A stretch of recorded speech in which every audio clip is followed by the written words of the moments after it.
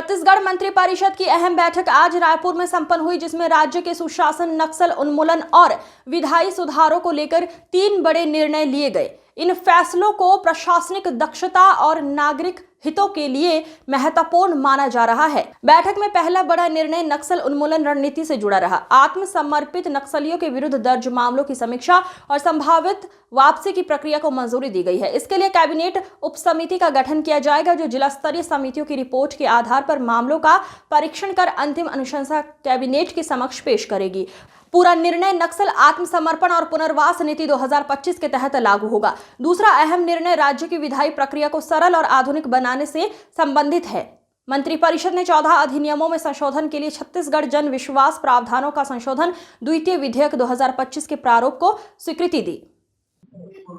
Media के साथियों, आप सभी का हार्दिक अभिनंदन है, हार्दिक स्वागत है। आप सभी को राम राम, जय जोहार। आज मुख्यमंत्री श्री विष्णुदेव साय जी की अध्यक्षता में कैबिनेट की बैठक सिविल लाइन स्थित मुख्यमंत्री निवास कार्यालय में आयोजित की गई, जिसमें कई महत्वपूर्ण निर्णय लिए गए।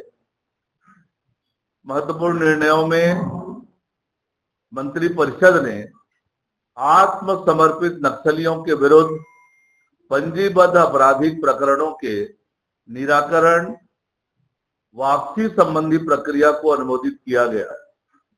मंत्रिपरिषद ने आत्मसमर्पित नक्सलियों के विरुद्ध दर्ज प्रकरण की समीक्षा एवं परीक्षण के लिए जिन्हें न्यायालय से वापस लिया जाना है, मंत्रिपरिषद उप समिति के गठन की स्वीकृति दी है। यह समिति प्रकरणों के परीक्षण के उपरांत प्रकरणों को मंत्रिपरिषद के समक्ष प्रस्तुत करेगी।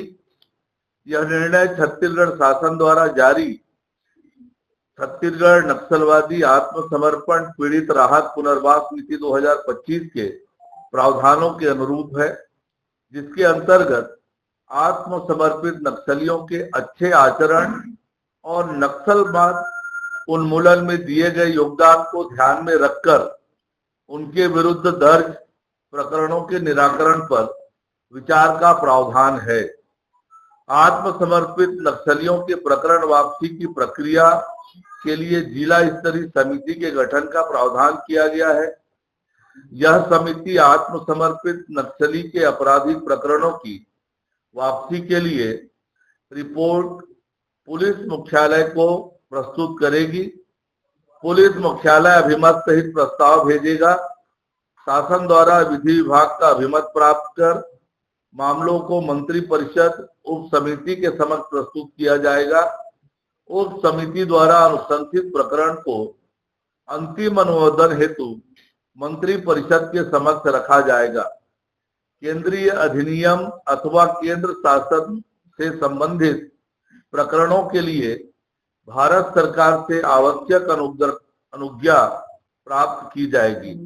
अन्य प्रकरणों को न्यायालय में लोक अभियोजन अधिकारी के माध्यम से वापसी की प्रक्रिया हेतु जिला दंडाधिकारी को प्रेषित किया जाएगा। मंत्रिपरिषद द्वारा राज्य के विभिन्न कानूनों को समयानुकूल और नागरिकों के अनुकूल बनाने के उद्देश्य से 14 अधिनियमों में संशोधन हेतु छत्तीसगढ़ जन विश्वास प्रावधानों का संशोधन द्वितीय विधेयक 2025 के प्रारूप का अनुमोदन किया गया। उल्लेखनीय है कि कई अधिनियमों में उल्लंघन पर जुर्माना या कारावास के प्रावधान होने से न्यायिक प्रक्रिया लंबी हो जाती है, जिससे आम